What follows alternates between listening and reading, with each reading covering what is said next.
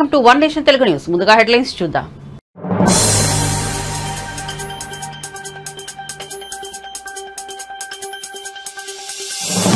Welcome to news alerts. Cinema వాళ్ళ కంటే జగన్ దగ్గరే ఎక్కువ డబ్బు ఉంటుందని AP deputy CM Pawan Kalyan వ్యాఖ్యానించారు.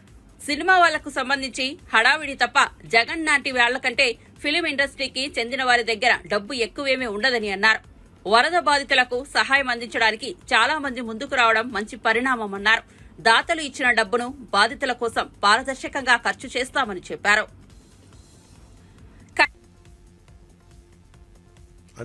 సంపాదించే డబ్బులు కంపారిటివ్, నేను చెప్పే డబ్బులు సంపాదించడం నేను చెప్పట్లేదు కదా, సంపాదించే డబ్బుల కంటే కూడా ఆ హడావిడి అంటే 10 లక్షల మంది జనం వచ్చారు కదా అని చెప్పి 10 లక్షల కోట్లు ఉన్నాం అక్కడ. సైలెంట్గా జగన్ గారి దగ్గర ఉండే వాళ్ళ దగ్గర 1 లక్ష కోట్లు ఉండదు, అది తేడా. సో సైలెంట్గా డబ్బులు ఉండేవాళ్ళు చాలామంది ఉన్నారు. వాళ్ళందరికీ నిజం అంటే నేను నిన్న మాట్లాడటం కూడా అందరితో మాట్లాడుతుంటే ఒకటే నాకు అనిపించింది, డబ్బు ఇవ్వాలని చాలామందికి ఉంటుంది.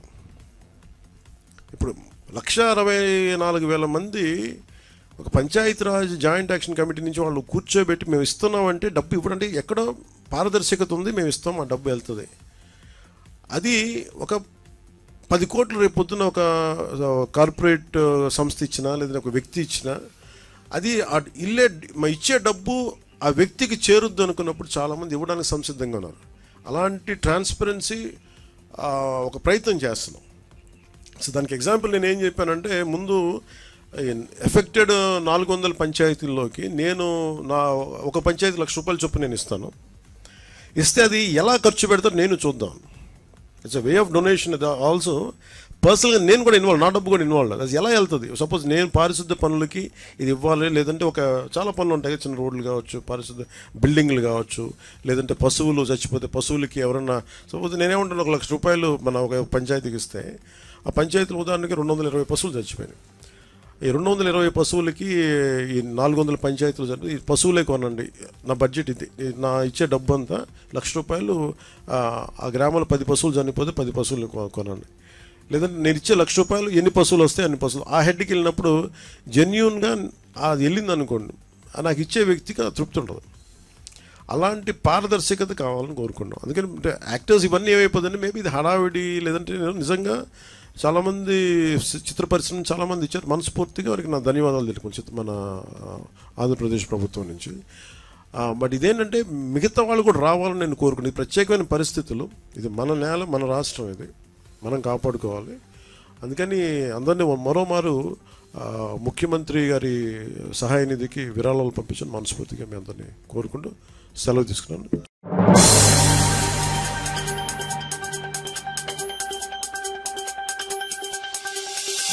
హైదరాబాద్ గణేష్ ఉత్సవ అడహక్ కమిటీ సభ్యులు ఎమ్మెల్యే దానం నాగేందర్ ఆధ్వర్యంలో ముఖ్యమంత్రి రేవంత్ రెడ్డితో పాటు తెలంగాణ రాష్ట్ర గవర్నర్ ను బుధవారం కలిశారు. వినాయక చవితి మొదటి రోజు పూజా కార్యక్రమానికి ఆహ్వానించారు. ఉదయం 11 గంటలకు ముఖ్యమంత్రి, 3 గంటలకు గవర్నర్ పూజా కార్యక్రమంలో పాల్గొంటారని ఎమ్మెల్యే దానం నాగేందర్ తెలిపారు. ముఖ్యమంత్రితో పాటు పలువురు మంత్రులు కూడా హాజరు కానున్నట్లు పేర్కొన్నారు. ఇతర మంత్రులు మిగతా అందరూ కూడా వాళ్ళ సమయాన్ని బట్టి రమ్మని చెప్పడం జరిగింది.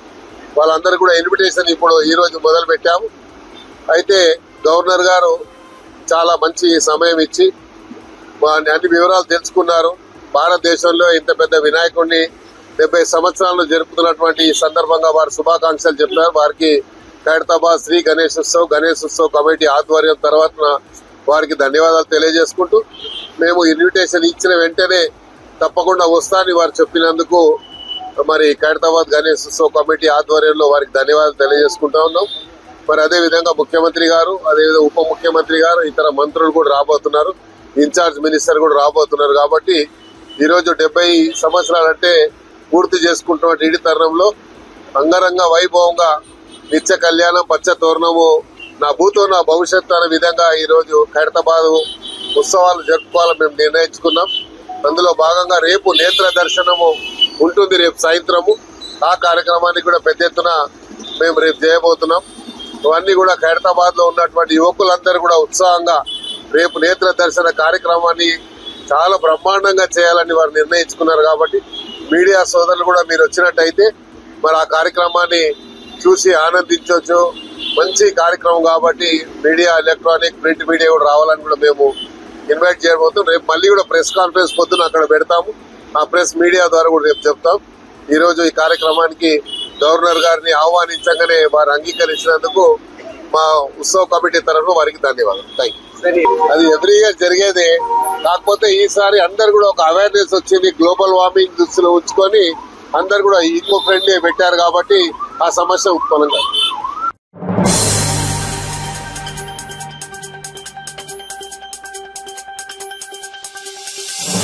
ఏపీ వరద ప్రభావిత ప్రాంతాల్లో నిత్యావసరాలు పంపిణీ చేయనున్నట్లు సీఎం చంద్రబాబు తెలిపారు.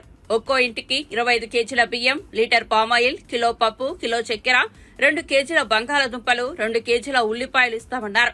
వరద ప్రాంతాల్లో ట్యాంకర్ల ద్వారా తాగునీటి సరఫరా చేస్తామని చెప్పారు. పాలు, నీళ్లు, ఆహారం అందజేస్తామన్నారు. సాయంత్రానికి విద్యుత్ సరఫరా పునరుద్దరిస్తామని వివరించారు. ప్రాంతాలంతా కూడా రేపే ఎసెన్షియల్ కమాడిటీస్ అన్ని కూడా ఒక ప్యాకేజ్ ఇస్తున్నాం. 25 కేజీలు బియ్యం, అదే సమయంలో 1 కేజీ పప్పు, 1 లీటరు పామాయిల్, ఇంకొక పక్కన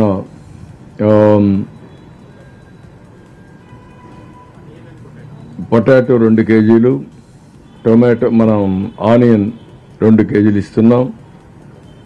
ఇవి ఒక ప్యాకేజీ కింద. చక్కెర 1 కేజీ ఇస్తున్నాం. 5 వస్తువులతో ప్రతి ఒక్క ఇంటికి మనం ఈ ప్యాకేజ్ ఇచ్చి అవన్నీ డిస్ట్రిబ్యూషన్ స్టార్ట్ చేస్తున్నాం. 25 కేజీల బియ్యం, 1 కేజీ చక్కెర, 1 లీటరు ఆయిల్, అదే సమయంలో 1 కేజీ పప్పు, 2 కేజీలు పొటాటో, 2 కేజీలు ఉల్లిపాయలు. దీంతో ఒక ప్యాకేజ్ ప్రతి ఒక్క ఇంటికి చేరుస్తాం. ఈరోజు రేపు పాలు కూడా ఇస్తాం. ఇప్పటి వరకైతే ఇచ్చేటన్ని కూడా బిస్కెట్స్ కానీ, పాలు కానీ, భోజనం కానీ, మంచినీళ్లు కానీ, అదే మరి వీలైతే పళ్ళు అయితే ఈరోజు ఇచ్చాం కానీ రేపు దొరికితే చూస్తాం. ఇవైతే రేపంతా కూడా ఇస్తాం. రేపు రాత్రికి తగ్గించమని కూడా అడుగుతున్నారు. అవసరమైతే ఇంత క్వాంటిటీ కాకుండా మార్నింగ్ బ్రేక్ఫాస్ట్ ఇచ్చి, లంచ్ ఇచ్చి, నైట్ డిన్నర్ కావాలంటే కొంచెం రేషన్లో ఇచ్చేస్తాం. ఎల్లుండి మాత్రం 50%కే సర్వ్ చేస్తాం. 50%కి బియ్యం ఇచ్చిన తర్వాత నీళ్లు ఎక్కువ పెడతాం. వాళ్లే వంట చేసుకునే కార్యక్రమాన్ని కూడా శ్రీకారం చుడతాం. ఎక్కడైనా సరే గ్యాస్ సిలిండర్స్ వచ్చిన తర్వాత అవన్నీ రీఫిల్ చేసుకుంటారు. ఒకవేళ పైనుంటే పర్వాలేదు కానీ కింద నుండి వాళ్ళకి ఇబ్బంది ఉంది, తడిచిపోయి ఉంటారు, అవి రీఫిల్ చేయాలి. అదే మరి స్టవ్లు కూడా చెడిపోయి ఉంటే అవి రిపేర్ చేసుకోవాలి. అవి వాళ్ళు చేసుకుంటారా, డిపార్ట్మెంట్ చేయాలన్నా, ఏం చేయాలన్నా అవన్నీ వర్కౌట్ చేసి యాక్టివేట్ చేస్తాం.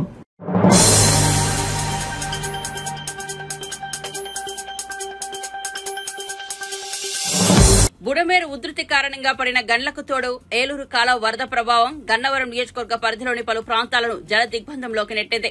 గూడవల్లి, కేసరపల్లి, జక్కుల నెక్కలం, సావరగూడెం తదితర గ్రామాలను వరద చుట్టుముట్టింది. విజయవాడ, గన్నవరం జాతీయ రహదారిపై మంగళవారం వరద నీరు ప్రవహించగా మరుసటి రోజు నీరు తగ్గింది. ఇంకా వరద పోటు పొలాలు, నివాసాలను ముంచెత్తుతూనే ఉంది. దీనికి సంబంధించిన డ్రోన్ దృశ్యాలు అందరినీ కలిచివేస్తున్నాయి.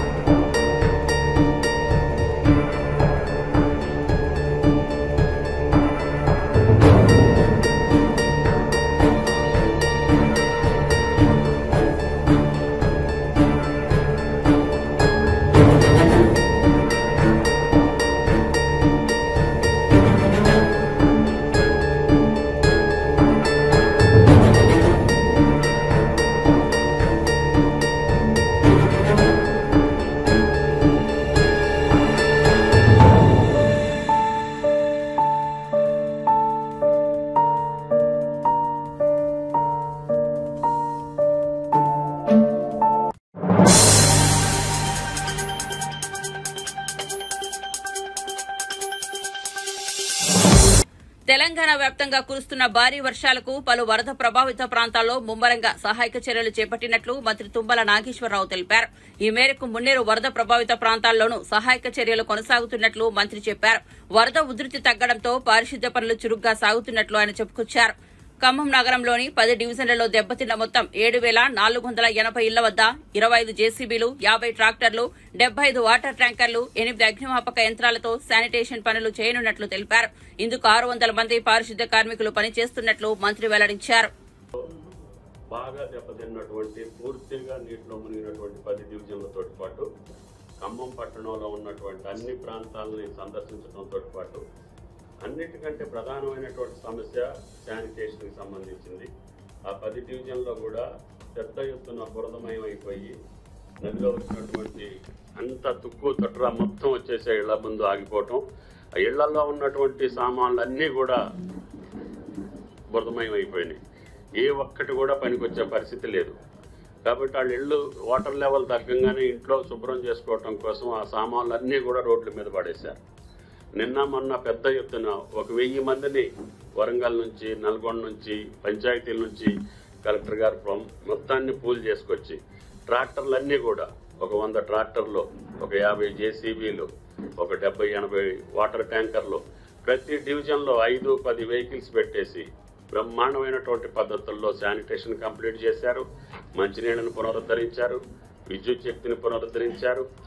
ఈ రోజు వరకు కూడా ఎంతమందికి భోజనాలు కావాలన్నా అటు మున్సిపల్ కార్పొరేషన్ తోటి పాటు స్వచ్ఛంద సంస్థలు కూడా ఇస్కాన్ వాళ్ళని అడిగాము, సత్యసాయి వాళ్ళని అడిగాము, ట్రస్టులను, విబిసిలను అడిగాము. చాలామంది భోజనం ఎక్కడా కూడా ఎవరికి మాకు భోజనం అందలేదు అనేటటువంటి ప్రశ్న లేకుండా రాత్రి వరకు, ఈ రోజు వరకు కూడా భోజనాలు చేస్తున్నారు. ఇంకా ఇంట్లో వంటకి అనుకూలంగా లేనటువంటి వాళ్ళు వస్తే కూడా దాన్ని కంటిన్యూ చేయమని చెప్పాం. అటు పాలేరు నియోజకవర్గంలో ఉన్న రిలీఫ్ క్యాంప్స్ కానీ, ఖమ్మం పట్టణంలో ఉన్నాయి కానీ, ప్రజలకి ఆ ఇంట్లో ఇంకా వంట వండుకునే పరిస్థితి నార్మల్సీ వచ్చేదాకా ఎంతమంది వచ్చినా కూడా భోజనం వండి పెట్టమని చెప్తున్నాం. దానికి ఇబ్బంది లేదు. వండుకుంటాను అనుకునే వాళ్ళకి అందరికీ కూడా నిత్యావసర వస్తువులతో పాటు అన్ని బట్టలతో పాటు పాలతో పాటు ఇళ్ళకి వెళ్ళిపోయినాయి. అవసరమైతే మళ్ళీ 2వ టర్మ్లో కూడా ఇచ్చేయమంటారు. నిత్యావసర వస్తువులకి బార్ లేదు. ఈ 10 కేజీలతో పాటు వాళ్ళు సెటిల్ అయిపోతారనేది కాదు. ఇంకా ఆ కుటుంబంలో బాధ ఉందనుకోండి, ఇంకా నిరుపేదలు ఉన్నారనుకోండి, వాళ్ళకి పని దొరకట్లేదు అనుకోండి, కలెక్టర్ గారికి చెప్తున్నా 2వ ట్రిప్లో కూడా ఇచ్చేయండి అవసరమైతే. ఈరోజు అందరికీ చేరతాయి. రేపటి నుంచి కూడా అక్కడ పరిస్థితిని బట్టి ఇంకా నది పక్కలో ఉన్నటువంటి చిన్న సందుల్లో, చిన్న గొంతుల్లో ఉన్నటువంటి వాళ్ళకి ఆ ఇల్లు ఇంకా నార్మల్సీకి రావాలంటే ఇంకా కొద్దిగా సమయం పట్టవచ్చు. తడిసిపోయింది. కరెంటు మీటర్లు పెట్టాలి. అదే మీటర్లకు పెడితే షాక్ వచ్చే పరిస్థితి ఉంది. కరెంట్ అందరి ప్రాంతాలకు ఇచ్చాం కానీ మరీ తడిసిపోయి ముద్దయిపోయినటువంటి ఇళ్ళకి ఇస్తే ఆ గోడలకు మళ్ళీ షాక్ కొట్టే అవకాశం ఉంటుంది. కాబట్టి అవి చూసి ఇవ్వమని చెప్పి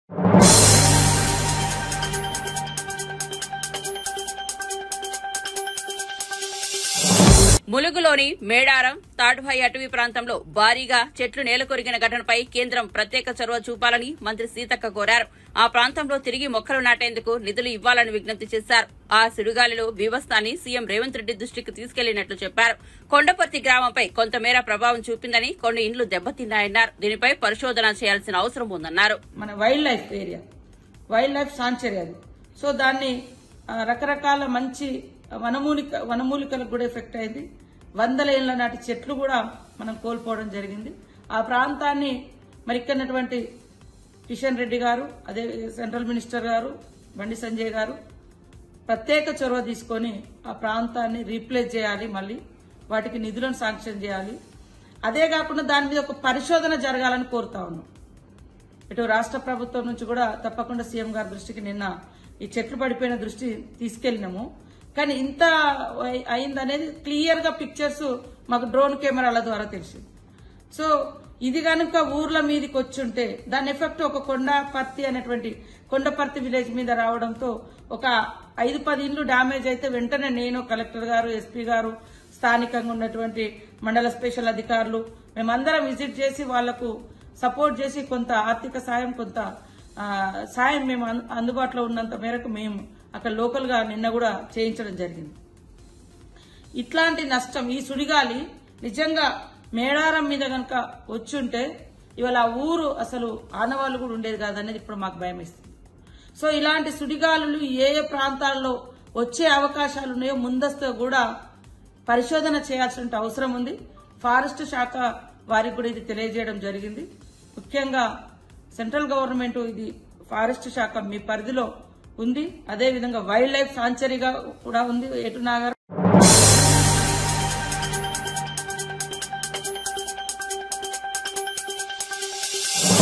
మజ్లిస్ పార్టీ ఆనందం కోసమే సెప్టెంబర్ 17న విమోచన దినోత్సవాన్ని నిర్వహించడం లేదా అని తెలంగాణ బీజేపీ శాసనసభ పక్షనేత ఏలేటి మహేశ్వరరెడ్డి రాష్ట ప్రభుత్వాన్ని ప్రశ్నించారు. తెలంగాణ రాష్ట ఆత్మగౌరవానికి సెప్టెంబర్ 17 ప్రతీక అన్నారు. గత బీఆర్ఎస్ ప్రభుత్వం, ప్రస్తుత కాంగ్రెస్ ప్రభుత్వం దీనిని అధికారికంగా నిర్వహించడం లేదని మండిపడ్డారు. స్వాతంత్ర్య దినోత్సవంగా విమోచన దినంగా ఎందుకు జరపడం లేదో చెప్పాలన్నారు. అసలు అధికారికంగా నిర్వహించాలనే ఆలోచన గత బీఆర్ఎస్ ప్రభుత్వానికి, ప్రస్తుత కాంగ్రెస్ ప్రభుత్వానికి లేదని విమర్శించారు.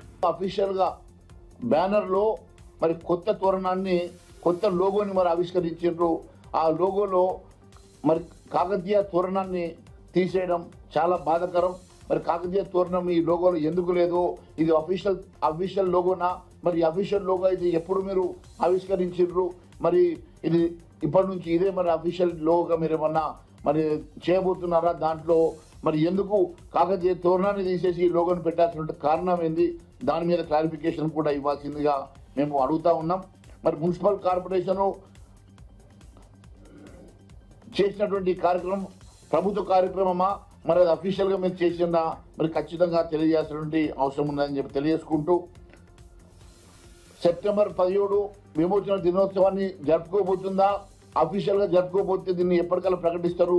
లేని పక్షంలో మరి సమాజానికి మరి మీరు వివరణ ఇవ్వాల్సిందిగా, తెలంగాణ సమాజానికి వివరణ ఇచ్చి క్షమాపణ చెప్పాల్సిందిగా మేము డిమాండ్ చేస్తూ ధన్యవాదాలు తెలియజేస్తా ఉన్నాం.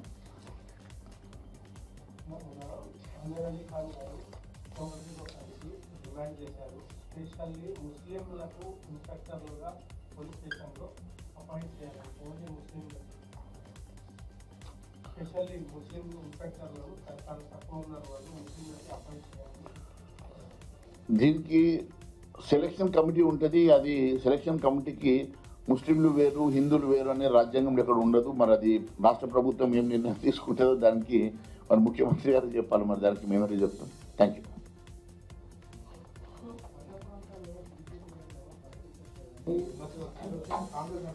కేంద్రం అధికారంలో ఉన్నటువంటి బీజేపీ పూర్తిగా రాష్ట్ర ప్రభుత్వం నిర్లక్ష్యం వహిస్తుంది, వ్యవస్థలో ఉంటుంది. ప్రజలు ఎమ్మెల్యే ఎందుకు గెలిపించామో, ఎంపీలు ఎందుకు గెలిపించామో బాధపడుతున్నారు. చూడండి, రెండు అంశాలు. కేంద్రం వెంటనే ఫోన్ చేసి ముఖ్యమంత్రి గారిని స్వయంగా ప్రధానమంత్రి గారు మాట్లాడారు. అదే మాదిరిగా నేషనల్ డిజాస్టర్ టీమ్స్ ఇక్కడ పనిచేస్తూ ఉన్నాయి, కేంద్ర బృందాలు పనిచేస్తూ ఉన్నారు.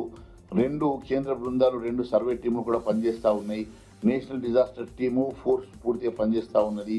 ఆల్రెడీ 1,300 కోట్ల రూపాయలు national disaster, state national disaster దగ్గర డబ్బులు ఉన్నాయి. అది ఖర్చు పెడితే ఇంకా తక్కువైతే డబ్బులు ఇస్తామని చెప్పి కేంద్ర ప్రభుత్వం చెప్పింది. చనిపోయినటువంటి వాళ్ళకు 3 లక్షల రూపాయల ఎక్స్గ్రేషన్ కూడా కేంద్రం ప్రకటించింది. కేంద్రం అప్రమత్తంగా ఉంటూ ఎప్పటికప్పుడు రివ్యూలు చేస్తూ ఉంది.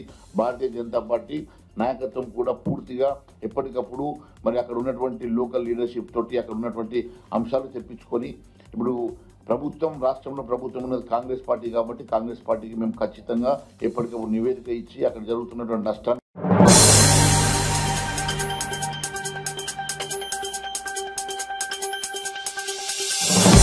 వరద బాధితులను ఆదుకోవడంలో చంద్రబాబు ప్రభుత్వం పూర్తిగా విఫలమైందని మాజీ మంత్రి కాకాని గోవర్ధన్ రెడ్డి మండిపడ్డారు. ఆయన మీడియాతో మాట్లాడుతూ చంద్రబాబు వేస్ట్, జగన్ బెస్ట్ అని వరద బాధితులు అంటుంటే బాబుకి కడుపు మండుతోందన్నారు. ఐఏఎస్, ఐపీఎస్ అధికారులే వరదలకు కారణమని చంద్రబాబు అనడం హాస్యాస్పదమన్నారు. చంద్రబాబు వైఫల్యాలు కప్పిపుచ్చుకునేందుకు పచ్చ మీడియా అబద్దాలు రాస్తున్నాయి. రాష్ట్రంలో వచ్చిన విపత్తును ఎదుర్కోవడంలో సీఎం చంద్రబాబు, కేబినెట్ మంత్రులు పూర్తిగా విఫలమయ్యారని కాకాని ఆగ్రహం వ్యక్తం చేశారు. దానివల్ల ప్రజలు ఇబ్బందులు పాలయ్యారనేటువంటి దాన్ని విస్మరించి ఈరోజు అనేక రకాలైనటువంటి మాటలు మాట్లాడుతున్నారు. చూస్తుంటే చంద్రబాబు నాయుడికి పిచ్చి పట్టిందా, మతి భ్రమించిందా, వయసు రీత్యా ఏదన్నా కొత్త వ్యాధి సోకిందా అనేటువంటి అనుమానాలు కలిగేటువంటి పరిస్థితి. ఎందుకు ఈ మాట చెప్తున్నామంటే,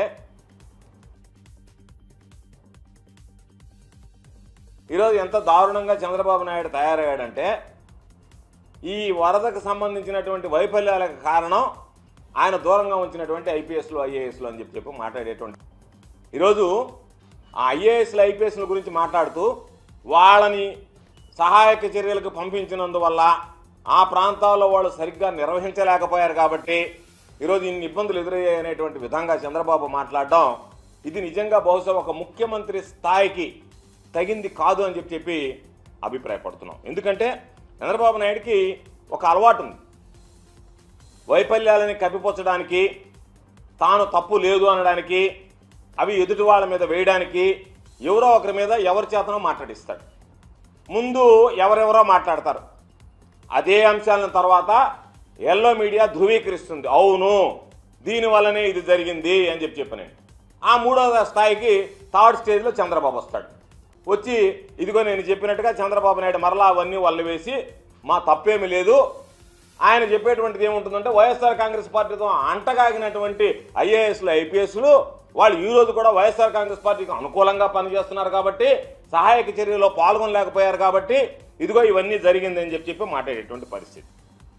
ఈరోజు చంద్రబాబు తెలుసుకోవాల్సింది, నీ దగ్గర ఉన్నటువంటి ఐఏఎస్లు కానీ లేదా ఇప్పుడు నీ దగ్గర ఉన్నటువంటి వాళ్ళు కానీ గతంలో వైఎస్ఆర్ కాంగ్రెస్ పార్టీలో పనిచేసినటువంటి వాళ్ళే, వైఎస్ఆర్ కాంగ్రెస్ పార్టీలో అంతకుముందు నీ దగ్గర తెలుగుదేశం ప్రభుత్వంలో పనిచేసినటువంటి వాళ్లే మరలా తిరిగి వైఎస్ఆర్ కాంగ్రెస్ పార్టీ ప్రభుత్వంలో పనిచేసినటువంటి వాళ్లే. కాబట్టి ప్రభుత్వాలు మారతాయి తప్ప అధికారులు మారరు.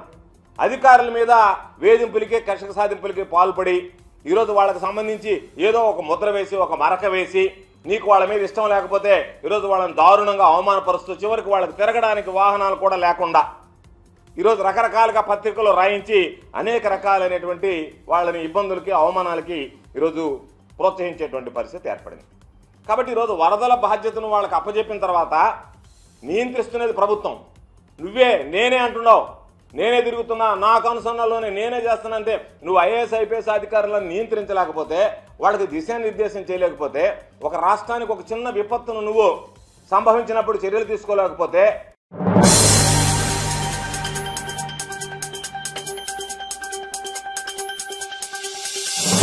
భారీ వర్షాలు వరదలతో అతలాకుతలంగా మారిన విజయవాడలో ప్రజల కష్టాలను చూసి గుండె తరుక్కుపోయిందన్నారు మాజీ మంత్రి ఆర్కే రోజా. వరదల్లో చిక్కుకుపోయి అవస్థలు పడుతున్న చిన్నపిల్లలు, మహిళలు, వృద్ధుల కష్టాలు వర్ణనాతీతమని పేర్కొన్నారు. ఈ మేరకు ఆమె ఓ వీడియో సందేశం విడుదల చేశారు.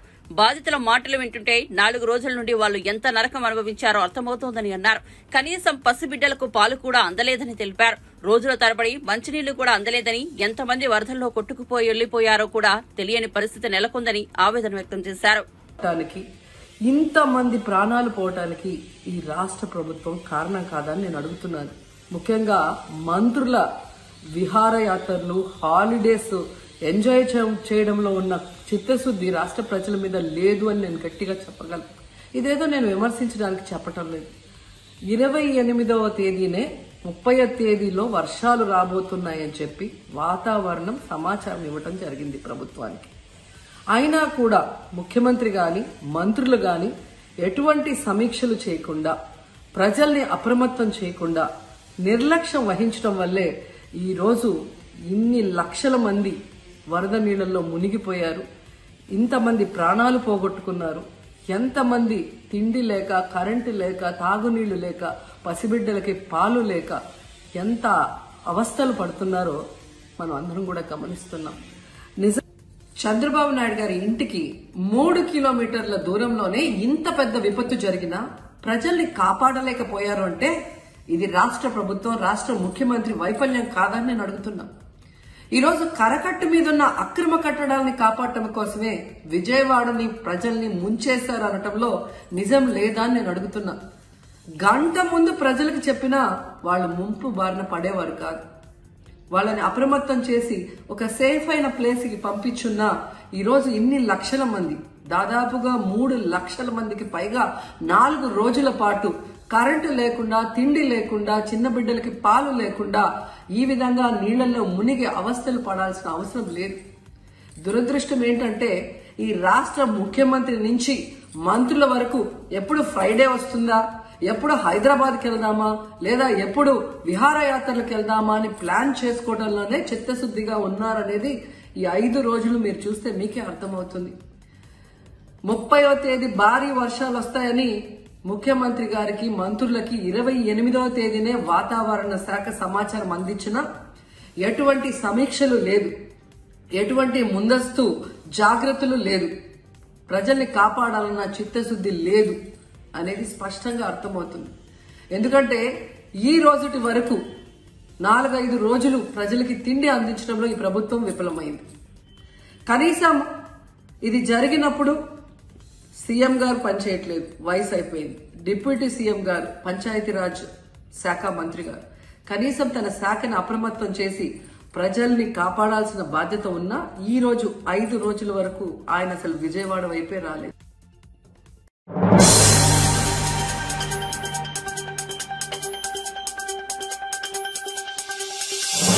భారత్ బ్రూనై భాగస్వామ్య దిశానిర్దేశంపై చర్చించినట్లు ప్రధాని మోదీ తెలిపారు. వ్యవసాయం, పరిశ్రమ, ఫార్మా, ఆరోగ్యం, టెక్నాలజీ, సైబర్ సెక్యూరిటీ, ఇంధన రంగంలో ఎల్ఎన్జీ, అంతరిక్ష రంగంలో ఉపగ్రహాలు, రిమోట్ సెన్సింగ్ పై శిక్షణ, వైమానిక కనెక్టిపై సుదీర్ఘంగా చర్చించాం. నాకు చక్కని ఆతిథ్యం ఇచ్చిన సుల్తాన్ కు ధన్యవాదాలు. బ్రూనై వావాసన్ 2035 విజన్ అద్భుతం. భారత్ యాక్ట్ ఈస్ట్ పాలసీలో మీరెంతో కీలకమని అన్నారు.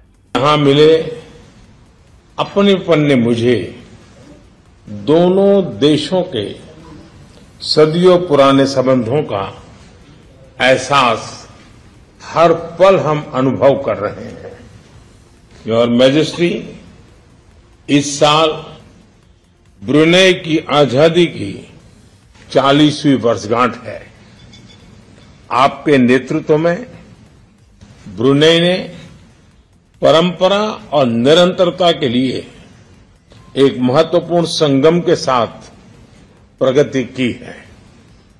ब्रुनेई के लिए आपका वावासन 2035 विजन सराहनीय है.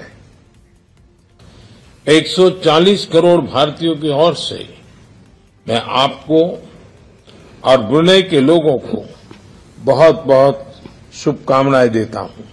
साथियों, भारत और ब्रुनेई के बीच गहरे ऐतिहासिक और सांस्कृतिक संबंध है.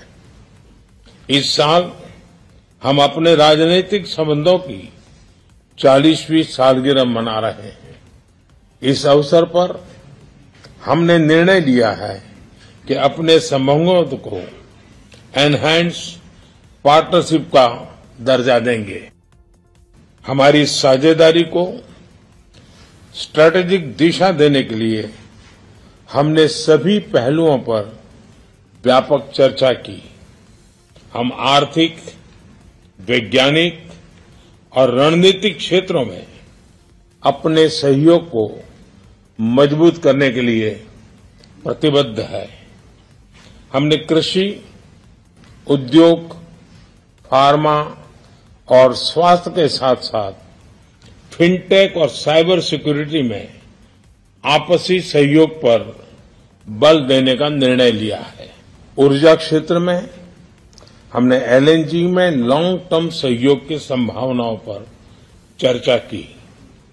रक्षा क्षेत्र में सहयोग को बढ़ाने के लिए हमने रक्षा उद्योग, प्रशिक्षण और क्षमता निर्माण की संभावनाओं पर सकारात्मक विचार किए.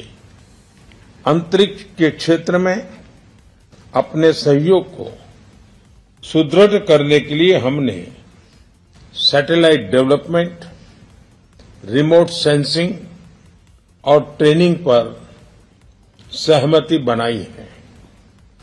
दोनों देशों के बीच कनेक्टिविटी के लिए